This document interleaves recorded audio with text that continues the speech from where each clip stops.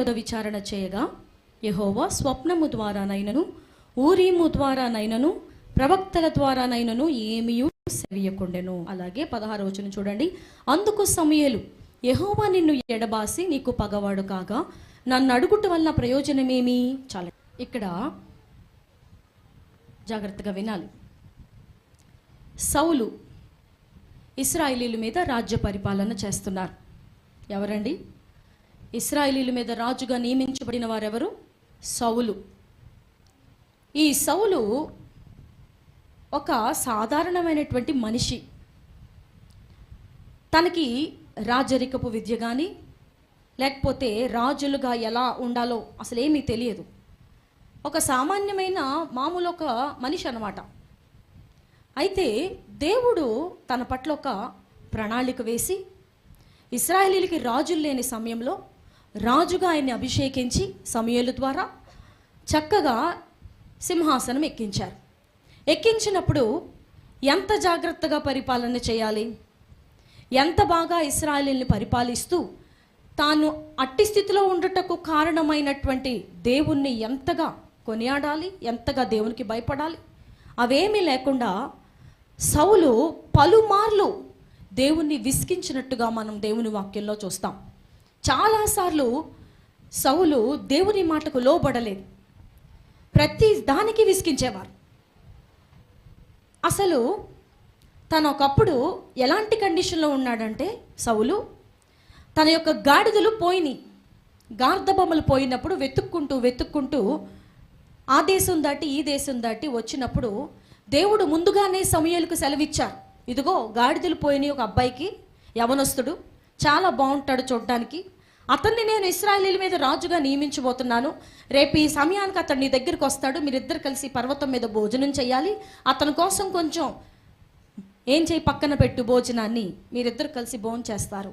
ఇదంతా ముందుగానే సమూయేలుకి చెప్పినప్పుడు అన్నట్టుగానే దేవుడు చెప్పినట్టుగానే సౌలు ఆ స్థలానికి రావటం, వచ్చిన తర్వాత రాజుగా అభిషేకించబడటం, అసలు జీరోగా ఉన్న వ్యక్తిని హీరోగా మార్చారు. చెప్పాలి అంటే ఒక జీరో స్థాయిలో ఉన్నటువంటి వ్యక్తిని రాజ్య పరిపాలన చేయటువంటి మామూలు విషయమా అండి? ఇప్పుడు మనకు తెలిసినటువంటి అధికారాలు ఏమేమి ఉన్నాయి? ఒక జడ్పీటీసీ, ఎంపీటీసీ, వార్డు కౌన్సిలరు. ఈ వార్డు కౌన్సిలర్గా గెలవటానికి ఎంత ప్రయత్నం చేస్తున్నారు మనుషులు, ఎంతగా పోటీ పడుతున్నారు, ఆ యొక్క హోదాకి ఎంత ప్రాధాన్యత ఇస్తున్నారు. అలాంటిది రాజుగా ఉండుటకు, ఇశ్రాయేలీలందరినీ పరిపాలించుటకు, ఇశ్రాయేలీలు అంటే ఏమన్నా 2-3 జనమా లేకపోతే ఊరా? ఎన్ని లక్షల మంది జనము, ఎంత కాల్బలము, ఎంతమంది జనం ఉన్నారో, ఎన్ని గోత్రములు ఉన్నాయో, వాటన్నిటిలో ఉన్నటువంటి ప్రజానికాన్ని పరిపాలించుటకు తగినటువంటి రాజుగా ఎవరిని కోరుకొనకుండా ఒక సామాన్యమైనటువంటి యవనస్తుడుగా ఉన్నటువంటి సౌలును దేవుడు ఎన్నిక చేసుకుని, దేవుడు పిలుచుకుని దైవజనుడైనటువంటి సమూయేలు ద్వారా అభిషేకించి చక్కగా దైవజనుడితో కలిసి భోజనం చేసే అవకాశం ఇచ్చి ఆనాటి నుండి సౌలుని అబ్బాయి ఇలా రా అని అనకుండా సౌలుని ఎలా పిలుస్తారు? రాజా, నా ఏలినవాడా, మీకు నమస్కారములు. రాజు దగ్గర ఎట్లా మాట్లాడతారు? మన బైబిల్ గ్రంథంలో ఆ టెర్మినాలజీ చూస్తాం. నీ దృష్టికి అనుకూలమైతే ఎలా మాట్లాడాలి రాజుతో? మామూలుగా మాట్లాడినట్టుగా, మనుషులతో మాట్లాడినట్టుగా మాట్లాడితే అవదు. రాజుతో మాట్లాడే విధానం వేరుగా ఉంటుంది, ఎందుకంటే తనకి సకల విధములైనటువంటి పవర్స్ ఆయన చేతిలో ఉంటాయి. అలాంటి పరిస్థితిలోనికి దేవుడు సౌలును తీసుకొచ్చారు. ఎంతటి ఆశ్చర్యకరమైన విషయం అంటే అది సౌలు ఊహించుకున్నప్పుడల్లా తన రోమాలు నిక్కపడుచుకుంటాయేమో అనుకుంటాను. నేను ఎందుకు వచ్చాను? అసలు నా యొక్క గాడిదలు పోయినాయి కాబట్టి వెతుక్కోవటానికి వచ్చాను. అవి దొరికినాయి, బాగానే ఉంది. నేను రాజును అవటం ఏంటి? నేను ఇంత అధికారాన్ని పొందటం ఏంటి? నాకంటే బాగా విద్య ఉన్నవారు, నాకంటే తెలివైన వారు, నాకంటే రాజ్యరికపు విద్యను అభ్యసించిన వారు, తెలిసిన వారు, రాజు కింద ఉన్నటువంటి గవర్నర్స్, ప్రైమ్ మినిస్టర్స్ చాలామంది ఉన్నారు కదా. నన్ను ఎందుకు దేవుడు ఎన్నుకున్నారు? నేను నాకున్నటువంటి ఈ పొజిషన్కి న్యాయము చేయాలి. నేను ఉంచబడినటువంటి ఈ యొక్క రాజు స్థానంలో నా యొక్క బాధ్యతలు మంచిగా నిర్వర్తించాలి. నా బాధ్యత నేను విస్మరించకూడదు. నాకు ఈ స్థానాన్ని ఇచ్చిన, నాకు ఈ అధికారం ఇచ్చిన, నన్ను ఇంత ఉన్నతమైన స్థాయిలో నిలబెట్టిన నా దేవునికి నేను భయపడాలి. ఎంతమంది ముందైనా నా దేవుని నేను గణపరచుటకు సిగ్గుపడకూడదు.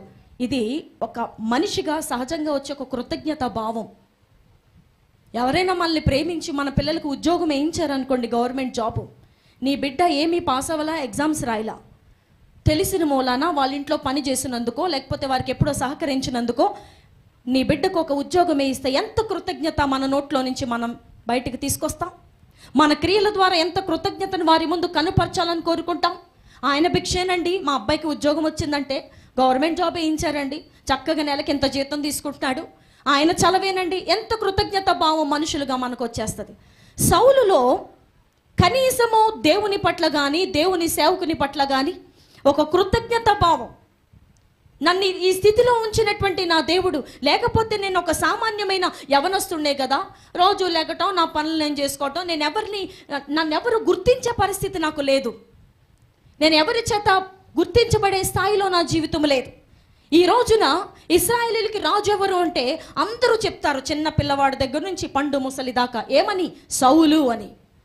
నా పేరును దేవుడు అంత గనపరుస్తున్నారే, నా యొక్క జీవితాన్ని దేవుడు అంత హెచ్చించారే, నేను దేవునికి ఎంత నమ్మకంగా బ్రతకాలి, దేవుని సేవకులకు ఎంత నమ్మకంగా నేను ఉండాలి, ఆయన చెప్పిన మాట తూచా తప్పకుండా ఎంతగా పాటించాలి నేను అనే ఆలోచన ఏమాత్రమూ లేదు. ఒకవేళ ఈ ఉదయకాల సమయంలో ఇక్కడ కూర్చున్న మనలో ఎవరమైనా దేవుని దగ్గర నుంచి సకల విధములైనటువంటి దీవెనలు పొందేసుకుని, దేవుని దగ్గర నుంచి పేదరికాన్ని నిర్మూలమయ్యి ఆశీర్వాదం కూడా పొందేసుకుని, ఏ విధమైనటువంటి ఆకలి దప్పులు, వస్త్రహీనత, కరువు, కాటకాలు, ఇబ్బందులు ఏమీ లేనటువంటి వారికి ఒక లెవెల్లో దేవుడు మళ్ళీ చేసిన తర్వాత ఏమి ఎత్తుక్కోవాల్సిన పని లేదు. ఏమైనా కొనాలి అంటే డబ్బులు ఉన్నాయి, వెతుక్కోవాల్సిన పని లేదు, అప్పు చేయవలసిన పని లేదు, డబ్బులు లేదే అని బాధపడాల్సిన అవసరం లేదు. వస్త్రములు కొనుక్కోవాలంటే కొనేసుకుంటున్నాం, బట్టలు కొనుక్కోవాలంటే కొనేసుకుంటున్నాం, బంగారం కొనుక్కోవాలంటే ఆలోచించడం లేదు. ఒక సమాజంలో ఒక మంచి స్థాయిలో దేవుడు మనల్ని నిలబెట్టిన తరువాత పేదవారు కాదు వీరు, ధనవంతులు, రిచ్ వాళ్ళు ఏమని అంటారు లోకంలో, వీరు చాలా రిచ్ అండి. అలాంటి స్థాయిలోనికి దేవుడు నిన్ను నన్ను తీసుకొచ్చిన తర్వాత బంధువులలో, స్నేహితులలో, చుట్టుపక్కల ఉన్న వారిలో ఒకప్పుడు వీళ్ళు చాలా అడుక్కునే స్థాయిలో ఉండేవారండి. ఈ రోజున దేవుడు వారిని మంచిగా నిలబెట్టారు. ఇలాంటి స్థితిలో ఉండిన మనము సౌలు వలె కృతజ్ఞత ఘాతకులుగా ఉన్నామా, లేదు నేను కృతజ్ఞతతోనే ఈ రోజుకి దేవుని వెంబడిస్తున్నానండి అనే వారముగా ఉన్నామా? మీ యొక్క అంతరాత్మలకు ఒక ప్రశ్న వేసుకోండి. నా ప్రాణమా, దేవుడు నిన్ను ఈ రోజున ఏ స్థితిలో ఉంచారో నీకు తెలుసు. దేవుడు నిన్ను ఈ రోజున ఎలాంటి పరిస్థితులు నడిపిస్తున్నారో నీకు తెలుసు. నీ యొక్క జీవిత విధానం ఎలా సాఫీగా సాగిపోతుందో నీకు తెలుసు. ఇలాంటి పరిస్థితిలో నీవు ఉన్నప్పుడు ఎలాగున నీవు దేవునికి కృతజ్ఞతలు చెల్లిస్తున్నావు? సౌలు యొక్క జీవితం ఎలా మారిపోయిందంటే, మనం అధ్యాయాలు చదువుకుంటా ఉంటే మనకి బాగా తెలుస్తుంది అసలు ఎన్నెన్నిసార్లు దేవునికి వ్యతిరేకంగా ప్రవర్తించారో, ఎన్నిసార్లు మాట వినలేదో, మొండిగా ప్రవర్తించారో, విశ్వాసఘాతకంగా జీవించారో మనకు తెలుస్తుంది. ఇక్కడ కూర్చున్న మనలో కూడా దీవెన వచ్చేంత వరకు, ఆశీర్వాదం వచ్చేంత వరకు, కష్టం ఉన్నప్పుడు, ఏడుపు ఉన్నప్పుడు, కన్నీరు ఉన్నప్పుడు, బాధ ఉన్నప్పుడు, పరీక్షల్లో పాస్ అవ్వట్లేదన్నప్పుడు, సబ్జెక్టు కష్టంగా ఉన్నప్పుడు, ఉద్యోగం రావట్లేదన్నప్పుడు, లేకపోతే ఎవరి ద్వారానైనా ఒక సహాయం మనకి రావట్లేదన్నప్పుడు, అప్పుల బాధతో మునిగిపోతున్నప్పుడు, బంధువుల నుంచి, స్నేహితుల నుంచి ఏదైనా థ్రెట్ ఉన్నప్పుడు, ఇబ్బంది ఉన్నప్పుడు, భర్త ద్వారా సమస్య ఉన్నప్పుడు, పిల్లల ద్వారా సమస్య ఉన్నప్పుడు, భార్య ద్వారా సమస్య ఉన్నప్పుడు, రకరకాలైనటువంటి శోధనలు గుండా మనం వెళుతున్నప్పుడు మన యొక్క ప్రార్థన, మన యొక్క దేవుని ఎడల మనకున్నటువంటి భక్తి ఎలా ఉంటుంది? రాజు కాకముందు సౌలు యొక్క పలకరింపు, ఆయన యొక్క మాట సమూయేలుని ఎలా పిలుస్తున్నారు? అయ్యా సమూయేలు గారు వందనాలండి, దైవజనుడా మీతో కలిసి నేను భోజనం చేయటమా? అమ్మో, నేను ఒక సామాన్యుణ్ణి, ఒక దైవజనునితో కూర్చొని భోజనం చేయటమా? అసలు అది నేను ఊహించలేను. అది తన యొక్క స్థాయి. ఎప్పుడైతే రాజుగా దీవించబడ్డారో, ఎప్పుడైతే ఇశ్రాయేలీయుల సకల గోత్రములు ఆయన చేతికి దేవుడు అప్పగించారో, ఇక ఆర్డర్స్ చేయటం, ఆజ్ఞలు జారీ చేయటం, సంతకాలు పెట్టడం, ఆయన వస్తే అందరూ నమస్కారం చేయటం, ఆయన బంగారపు వస్త్రాలు ధరించుకోవటం, ఆయన తినే ఆహారం చాలా స్పెషల్గా ఉండటం, ఆయన పిలిస్తే జనాలు రావటం, అబ్బో చాలా విధమైనటువంటి క్యాడర్లో ఆయన బ్రతుకుతున్నారు. రాజు యొక్క జీవితం అంటే మాటలండి. రాజు యొక్క జీవితం అంటే మాటలా? అసలు రాజు తలుచుకుంటే దెబ్బలకు కొదువా అన్నట్టు ఆయన ఏం చెప్తే అది జరిగిపోద్ది. రాజుకు అంత పవర్ ఉంటుంది. ఆయన ధరించే వస్త్రములే చాలా కోట్లలో ఉంటాయి.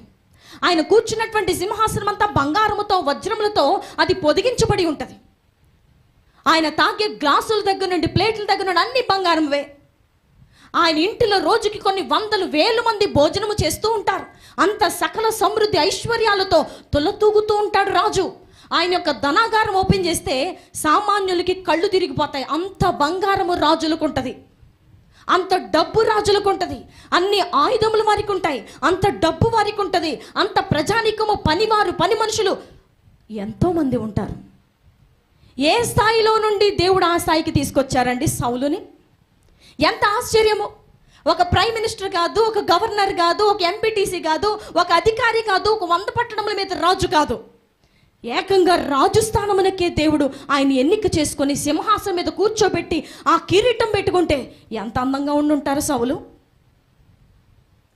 ఎంత అధికారముతో ఉండుంటారు. ఆయన ఏమి చెప్తారా అని ఆయన నోటి దగ్గర కనిపెట్టుకునేవారు. ఆయనకి అది చాలా కొత్తగా ఉంది. నేను ఎప్పుడు ఇలాంటి జీవితాన్ని ఒక్కరోజు కూడా జీవించలేదే. మా ఇల్లంతా ఒక సామాన్యమైన ఇల్లు. మా తల్లి, మా తండ్రి, మా తమ్ముళ్ళు, అన్నయ్యలు, చెల్లెళ్ళు, ఎవరు నేను చెప్పిన మాట ఎప్పుడు వినలేదే. ఈ రోజున నేను చెప్పిన మాట దేశం మొత్తం పాటించేస్తుంది. నా మాటకు దేవుడు అంత విలువిచ్చారు.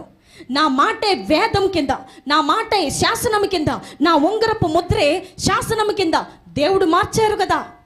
నా దేవునికి నేను ఎంత కృతజ్ఞత చెల్లించాలి, నా దేవునికి నేను ఎంత లోపడాలి. నా దేవుడు చెప్పిన మాట, నా దేవుని సేవకుడు చెప్పిన మాట నేను ఎంత తూచా తప్పకుండా పాటించాలి. ఆ భావం ఆయనలో లేదు, ఆ మనసు ఆయనలో లేదు, ఆ మనస్సాక్షి పనిచేయటం లేదు. రాజు అవ్వగానే కొమ్ములు వచ్చేసాయి. రాజు అవ్వగానే డబ్బు చూడగానే, బంగారం చూడగానే, చాలామంది స్త్రీలను చూడంగానే ఇక నా ఇష్టం వచ్చినట్టు నేను జీవించవచ్చు. నన్ను రాజు స్థానంలో నుండి కిందకి నెట్టి వేయగలిగిన వారు ఎవరూ లేరు. ఎవరు తీసుకెళ్తారు నన్ను ఎవరు ఈ స్థానంలో నుండి మరలా నేను ఇదివరకు ఎట్లా ఉన్నాను అలా ఎవరు తీసుకెళ్తారు? ఎవరి వల్ల కాదు. కాబట్టి నా ఇష్టం వచ్చింది నేనే చేస్తాను. మనలో చాలామంది కూడా ఒక్కొక్కసారి ఇట్లా ప్రవర్తిస్తూ ఉంటాం. దేవుడు దీవించకముందు ఎంతో విధేయత, ఏమీ లేకముందు పేదవారిగా ఉన్నప్పుడు అమ్మమ్మో అగ్గగ్గలాడే మనసు, లోబడే మనసు, ఎవరు కనపడినా వందనాలు చెప్పే మనసు, సేవకులు కనపడినా అదొక కృతజ్ఞతాభావం, మాటి మాటికి కన్నీరు వచ్చేస్తూ ఉండేది. వాక్యం వింటున్నప్పుడే కన్నీరు వచ్చేసేది. ఒకప్పుడు ఏమీ లేనప్పుడు ఇంతకి వచ్చిన ప్రాబ్లం ఏంటయ్యా అంటే, దేవుడు మనకి సకల సమృద్ధి ఇచ్చిన తర్వాత మనిషి హృదయం మారిపోతుంది. ప్రస్తుత రోజుల్లో 99% of the Christians are in this, ఈ యొక్క జాబితాలోనికి చేర్చబడ్డారు. 99% మంది ఆశీర్వదించబడిన తర్వాత మనిషికి కృతజ్ఞత పాఠం రావటం లేదు. సౌలు లాంటి మొండివారిగా, మాట వినని వారిగా, స్వచిత్తము చేయువారిగా, స్వనీతిని కోరుకునే వారిగా తయారైపోతున్నారు. దేవుని యొక్క బాధ, పరిశుద్ధాత్మ దేవుని యొక్క వేదన ఏంటంటే, బయట లోకస్తుల కోసం ఆయనకు ఒకసారి ఏడిపే, కానీ క్రైస్తవుల కోసం నిత్యము ఆయన ఏడుస్తున్నారు. వై? బికాస్ ఎందుకు అంటే మనలో ఉన్నటువంటి ఆ తిరుగుబాటు స్వభావము, మనల్ని దీవించక మునుపు మనలో ఉన్నటువంటి ప్రేమ, దేవుడు ప్రకటన గ్రంథంలో సంఘములతో మాట్లాడుతూ, అయినను మొదట నీకుండిన ప్రేమను వదిలితువని నేను నీ మీద తప్పు ఒకటి మోపవలసి ఉన్నది. అదేంటండి? మొదట ప్రేమ ఒకటి, కడవరి ప్రేమ ఒకటి ఉంటుందా సంఘానికి? ఆ సంఘంలో ఉన్నటువంటి విశ్వాసులు పేదరికంలో ఉన్నప్పుడు ప్రేమించినంతగా వారు అభివృద్ధి చెందిన తర్వాత ప్రేమించడం లేదంట. అందుకనే దాన్ని కూడా ఒక తప్పుగా దేవుడు ఆ సంఘం మీద మోపుతున్నారు. నువ్వు మిగతా అన్ని విషయాల్లో పర్ఫెక్ట్గా ఉన్నావు, ఏ విషయంలోనూ నీ మీద నేను వేలెత్తి చూపించడానికి లేదు, కానీ మొదట నీకుండిన ప్రేమను వదిలిపెట్టేశావు, మొదట నీకుండినటువంటి కృతజ్ఞత భావాన్ని వదిలిపెట్టావు, మొదట నీకుండినటువంటి ఆ దీనత్వాన్ని వదిలిపెట్టావు, మొదట నీకుండినటువంటి ఆ తగ్గించుకునే స్వభావాన్ని వదిలిపెట్టావు. అదే నీ మీద నేను తప్పు మోపుతున్నానని ప్రభువు చెప్తున్నారు. ఎలాంటి ఉన్నతమైన స్థానంలోకి వెళ్ళిన తర్వాత సౌలు ప్రవర్తించే ప్రవర్తన చూడండి. మనం చదువుకున్న వాక్య భాగము, ఆయన ఫిలిష్తీయుల మీదకు యుద్ధానికి వెళ్ళవలసి వచ్చింది. ఫిలిష్తీయులంటే లోకస్తులు, ఇశ్రాయేలీలంటే దేవుని ప్రజలు. ఈ మాట వినని మొండివాడైనటువంటి సౌలు రాజుగా ఉన్నప్పుడు దేవుడు కొంతకాలం చూశారు, లోపడతాడేమో అని చూశారు.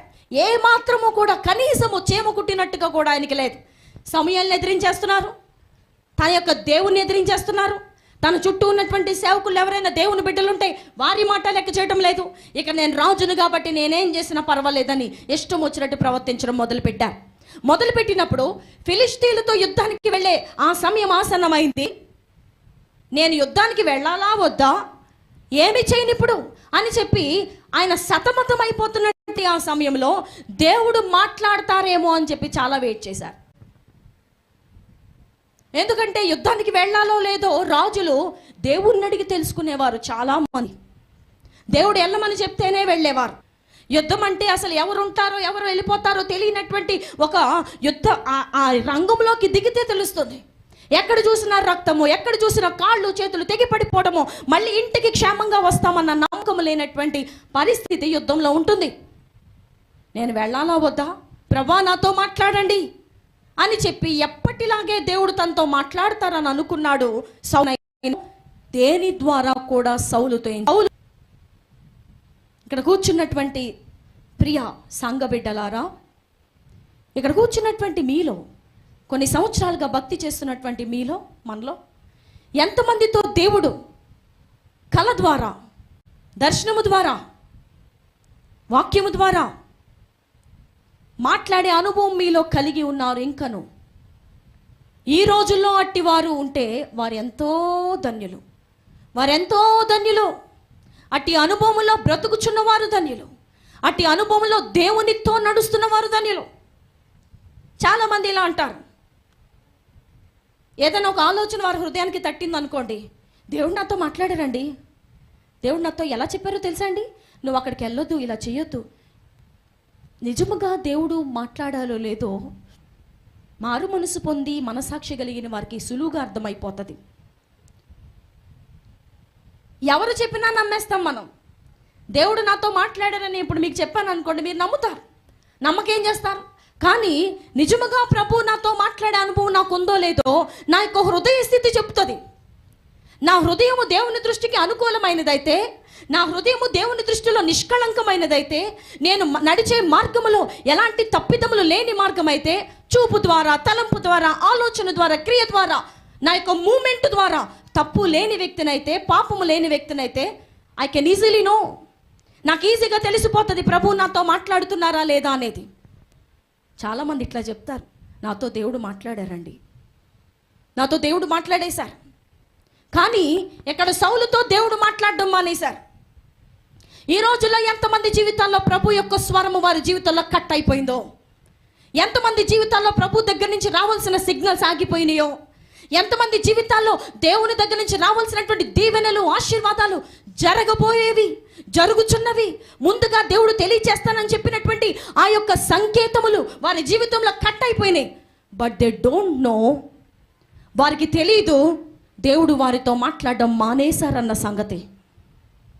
సౌలుకి ఇక్కడ తెలియటం లేదు, నా ప్రవర్తన సరిలేదు, నా ప్రవర్తన దేవుని దృష్టికి విపరీతంగా ఉంది, నాలో కనీసం కృతజ్ఞత లేదు, నేను దేవుడు నాకు ఇచ్చినటువంటి ఈ యొక్క రాజ్యమునకు నేను న్యాయం చేయటం లేదు, నా యొక్క ప్రవర్తన దేవుని దృష్టిలో ఒక నీతియుక్తమైనదిగా లేదు, అందుకనే దేవుడు నాతో మాట్లాడరు అనే గ్రహింపు లేకుండా డైరెక్ట్గా దేవుని సన్నిధికి వెళ్ళి ప్రభువా నాతో మాట్లాడు అంటున్నారు. అంటే ఇంకా దేవుడు మాట్లాడతారనే, ఇంకా నేను ఏదో సూపర్గా ఉన్నాననే ఇదే కోశంలో, ఇదే యొక్క జాబితాలో చాలామంది క్రైస్తవులు ఇరుక్కుపోయి ఉన్నారండి.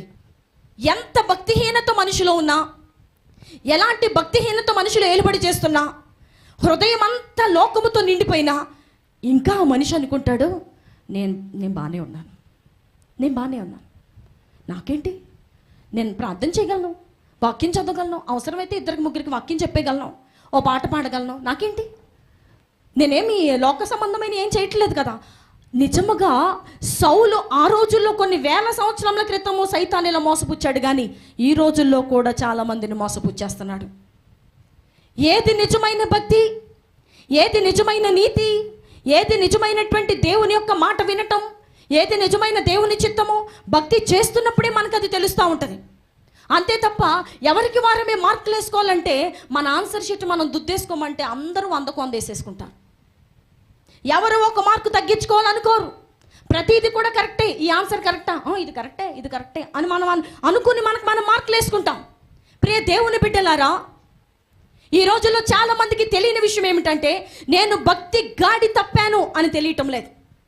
సినిమా చూస్తూ కూడా, సినిమా పాటలు వింటూ కూడా, సినిమా పోస్టర్లు వేయించుకుంటూ కూడా, కింద వారి పేర్లు వేయించుకుంటూ కూడా, మనం ఫోన్ చేస్తే సినిమా పాట రింగ్ టోన్గా వస్తున్నా కూడా స్టిల్ దే విల్ థింక్, వాళ్ళు ఏమని ఆలోచిస్తారంటే, మేము విశ్వాసులము, మేము పరలోక రాజ్యం యొక్క మార్గంలో నడుస్తున్నాము. How is it possible? అది ఎలా సాధ్యమవుతుందండి? ఒక్క జల నుండి 2 ఊటలు బయటికి వస్తాయా? ఉప్పు నీటి జల అయితే ఉప్పు నీరు బయటికి రావాలి, తీయటి జల అయితే తీయ నీళ్ళు బయటికి రావాలి. ఉప్పు నీళ్లు తీయటి నీళ్ళు ఒకే జల నుండి రావటం అనేది అసాధ్యము. సౌలు జీవితంలో సౌలుకి గ్రహింపు లేదు. ఈ రోజుల్లో మనకి చాలా మందికి గ్రహింపు లేదు. ఒక స్త్రీని మోహపు చూపు చూస్తూ కూడా నేను భక్తిలో ఉన్నాను అనుకోవటం గ్రహింపు లేదు. ఒక విగ్రహారాధన కార్యక్రమాల్లో చేయి పెడుతూ అన్ని రకాలుగా పాల్గొంటూ మునిగి తేలుతూ కూడా నేను భక్తిలో ఉన్నాను అనుకోవటం గ్రహింపు లేదు. దేవునికి విరుద్ధమైనటువంటి కార్యక్రమాల్లో పాల్గొనుతూ, దేవునికి ఆయాసము కలిగిస్తూ, సేవకులకు ఆయాసము కలిగిస్తూ, దేవుని సేవకులు చెప్పిన మాట వినకుండా తిరుగుతున్న మనకి గ్రహింపు లేదు. గ్రహింపు ఉంటే సౌలు దేవుని దగ్గరికి వచ్చి ఎందుకు అడుగుతారండి? ముందు తన హృదయాన్ని పరిశీలించుకుంటారు. ప్రభువా, నేను మిమ్మల్ని నాతో మాట్లాడమని అడిగే ముందు నా హృదయాన్ని నేను పరీక్షించుకుంటా. అసలు నేను ఎలా ఉన్నాను? మీరు నన్ను సామాన్యమైన జీరో స్థితి నుండి హీరో దాకా నడిపించారే. నా యొక్క స్థాయి చూసిన వారు అందరూ నోటి మీద వేలేసుకుంటున్నారు ప్రభా, కానీ నేను ఎలాంటి దౌర్భాగ్యమైన జీవితాన్ని జీవిస్తున్నాను. మాట వింటున్నాను అసలు నేను?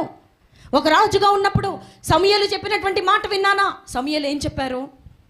అమాలేకీల మీదకి వెళ్ళి, అమాలేకీలు దేవుని దృష్టికి బహు ఘోరమైన పాపం చేస్తున్నారు, వాళ్ళందరినీ నిర్మూలం చేయి అని దేవుడు సమూయేలు ద్వారా చెప్పించారు. సౌలుకు చెప్పించినప్పుడు సౌలు పోయి అమాలేకీలందరినీ హతం చేశారు. అంతా బాగానే ఉంది, కానీ కొన్ని జంతువులను మాత్రం వండనిచ్చారు. కొన్ని ఎడ్లని, కొన్ని గేదెల్ని, ఆవుల్ని దేవునికి బలర్పించడానికంట ఆ పాపాత్మల ద్వారా పెంచబడినటువంటి దేవుడు నిషిద్ధం అని చెప్పిన వాటిని పక్కకు పెట్టి సమూయేలుకు తెలియకుండా వచ్చి, ఎస్ సార్ వెల్డన్, నేను అన్నీ చేసేసాను. సమూయేలు అడుగుతున్నారు, సౌలా నేను చెప్పినటువంటి పని ఎంతవరకు వచ్చింది? అమాలేకీలందరినీ నేను నాశనం చేశానండి, అయిపోయింది, పని అంతా అయిపోయింది, ఇప్పుడు ఏం చేయాలో చెప్పండి. అయితే మరి నాకు వినపడుతున్నటువంటి ఆ ఎడ్ల రంకెలు అరుపులు ఎక్కడయ్యి? నాకు ఇంకా ఆ ఎడ్లు అరుస్తున్న శబ్దాలు వినపడుతున్నాయి అమాలేకీలు ఉన్నటువంటి ప్రాంతంలో నుండి. అవన్నీ ఎక్కడివి? అంతా నిర్మూలం చేస్తే అరుపులు ఎందుకున్నాయి? నువ్వు అంతా నిర్మూలము చేయలేదు, కొంచెం ఉండనిచ్చావు. అప్పుడు సౌలు అంటున్నారు, అయ్యా దయతో నన్ను క్షమించండి, వాటిని కూడా నిర్మూలం చేసి వస్తాను, ఒక్క క్షణం ఆగండి అనకుండా. ఏంటి అందరినీ నిర్మూలన చేయమన్నావు? నీ దేవుడైన యెహోవాకి బలి అర్పించడానికే ఉంచానట్లని. చూసారా? మాట వినే మనసుందా? లోబడే మనసుందా? ఈయన సేవకుడు, ఈయన చెప్పిన మాట తూచా తప్పకుండా నేను పాటించాలి, లేకపోతే నా మీదకి ఏ శాపం వస్తుందో అనే భయం ఈ రోజున మనుషులకు లేదండి. సేవకులు ఒక BMW కారులోంచి దిగితే వారి మాట వింటారా? ఏమండి, సేవకులు ఒక పెద్ద ఏసీ హాల్లో ఎటు చూసిన పని వారితో ఉన్నటువంటి తొలతూగుతున్న కోటీశ్వర్లు అయితే వారు చెప్పిన మాట బంగారం వేదవాక్కు కింద వింటారండి మనుషులు? సేవకుడు అంటే ఎవరు? దైవజనుడు అంటే ఎవరు? చిన్న చూపు చూడబడేవాడా? దైవజనుడు అంటే ఎవరు? దేవుని చేతిలో అభిషేకముతో నింపబడి దేవుని చేతిలో ఒక వారిదిగా ఉండి మనకి దేవునికి మధ్యలో మన సమాచారాన్ని దేవుని దగ్గర నుండి మనకి ఒక బ్రిడ్జ్ లాగా మనకి యాక్ట్ చేస్తూ తన సర్వస్వాన్ని వదిలిపెట్టి దేవుని కొరకు ఆకలి దప్పులతోనూ, నిందలతోనూ, అవమానములతోనూ, పేదరికములోనూ ఉన్నటువంటి వ్యక్తినే కదా దైవజనుడు అంటారు. ఇలాంటి దైవజనుడు చెప్పే మాట అంటే ఈ రోజున ఎంతమందికి చులకన భావము. ఆ మాట మాకు తీసుకోము. అబ్బాయి, ఈ అమ్మాయి అయితే నీకు చాలా బాగుంటుంది, వివాహం చేసుకో. ఆ అమ్మాయికి పెద్ద జుట్టు లేదండి పాస్టర్ గారు, ఆ అమ్మాయి అంత బాగలేదండి, నల్లగా ఉంది. నేనేం మరి తెల్లగా ఉన్నాను, ఆ అమ్మాయి నల్లగా ఉంది, నాకు నచ్చలేదు. ఇంకొకళ్ళని చూడండి, అయినా ప్రార్థన చేసుకుంటున్నప్పుడు నాకు ఇది దేవుని చిత్తం అనిపించలేదు. నల్లగా ఉంది కాబట్టి దేవుని చిత్తం అనిపించలేదు. ఒకవేళ ఆ అమ్మాయి తెల్లగా బొమ్మల్లో ఉన్నట్టుగా ఉంటే ఇలా ప్రార్థన చేసిన మరుక్షణమే దేవుని చిత్తం బయలుపడిపోద్ది. ఇదే నేను నీకు సిద్ధపరుస్తున్నటువంటి వధువు, వివాహం చేసుకో. ఏమండి, దేవుని చిత్తాన్ని దేవుని సేవకుల ద్వారా దేవుడు మన ముందుకు తీసుకుని వచ్చినప్పుడు ఒక దైవజనుని నోట నేను ఒక సాక్ష్యం విన్నాను. ఆయన సేవ చేస్తున్నటువంటి ఆ యొక్క సెంటర్లో పరిచర్య చేయడానికి ఒక యవనస్తుడు వచ్చాడంట. ఆ యవనస్తుడు ఏం పని చేస్తాడంటే, అక్కడ ఉన్నటువంటి బాత్రూమ్స్ అన్నీ రోజు క్లీన్ చేయాలి, మిగిలిన టైం అంతా ప్రార్థన చేసుకోవాలి, ఎక్కడికైనా వెళ్ళి తన సాక్ష్యం చెప్పంటే చెప్పాలి. ఇయే పనులు, ఇంకంతకుమించి వెళ్ళలేవు. ఇలాంటి పరిచర్యలో ఉన్నటువంటి యవనస్తుడు వివాహ సమయం వచ్చినప్పటికీ దైవజనుడు ఆ అబ్బాయిని పిలిచి, అబ్బాయి, మరి నీకు వివాహం చేయాల్సిన బాధ్యత నా మీద ఉంది, నువ్వు సమస్తాన్ని విడిచిపెట్టి నా యొద్దకు వచ్చి ఉన్నావు, నేను నీకు పలానా రోజున వివాహాన్ని నిర్ణయించాను, సిద్ధపడు అన్నారంట. ఇదేంటిది ఇది? పలానా తారీఖున వివాహం సిద్ధపరిచారంటే భోజనాలు పోనీ చూసుకుంటారు సేవకులు, బ్యానర్లు నేపిస్తారు, బంధువులందరికీ ఫోన్ చేసి చెప్తారు. అమ్మాయి సంగతి ఏంటి? వింటున్నారా? ఇటు వినాలి. పెళ్లి చేసుకోపోయే అమ్మాయి సంగతి ఏంటండి? ఏమండి, ఆ అమ్మాయి ఫోటో ఇది, ఆ అమ్మాయి ఈ ఫోజులో దిగితే ఫోటో ఇది, ఆ అమ్మాయి జూమ్ చేసి దిగితే ఇది, ఆ అమ్మాయి వెనక్కి తిరిగి దిగితే ఇది అని ఒక్క ఫోటో కూడా చూపించలేదు. అసలు ఆ అమ్మాయి పేరు చెప్పలేదు, ఆ అమ్మాయి ఊరు చెప్పలేదు, ఆ అమ్మాయి కులం చెప్పలేదు, ఆ అమ్మాయి ఎలా ఉందో చెప్పలేదు, ఏమీ చెప్పలేదు. పలానా తారీఖున నీ వివాహాన్ని నిశ్చయించి ఉన్నాము, సిద్ధపడు. నోరు మూసుకుని అలాగే సిద్ధపడ్డాడు. వివాహ వేదిక మీద వేలు తీసినప్పుడే చూశాడు. ఈ రోజుల్లో పొరపాటున ఎవరు కూడా అట్లా ఉంటారా? వేలు తీసేటప్పటికి ఒక నల్ల ముఖం కనపడింది అనుకోండి, అయ్యా పాస్టర్ గారు, ఈ అమ్మాయితో నేను ఎలా బ్రతకాలండి, ఎలా బ్రతకాలి ఈ నల్ల ముఖంతో, ఏంటి మంచిగా చూస్తాను అనుకున్నాను, మీ దగ్గర పరిచర్యకు వచ్చినాడు, ఇట్లాంటి అమ్మాయిని చూసారేంటి, నాకు తెలుసు మీరు ఇట్లాంటి వాళ్ళని చూస్తా, అందుకే సేవకులు చెప్పిన మాట వినకూడదు.